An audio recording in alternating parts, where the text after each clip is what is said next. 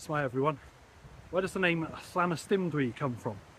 So today I'm in the small village of Llanystumdwy, which is pretty famous for being the birthplace of Wales's first and unfortunately probably last Prime Minister, David Lloyd George, who was the leader of Britain during World War One.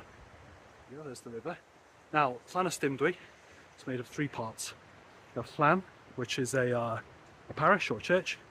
Ystym, this is a really old word and it means something like a bend or a curve in a river, a bit like a chemais. It comes from the Proto-Celtic word srutu.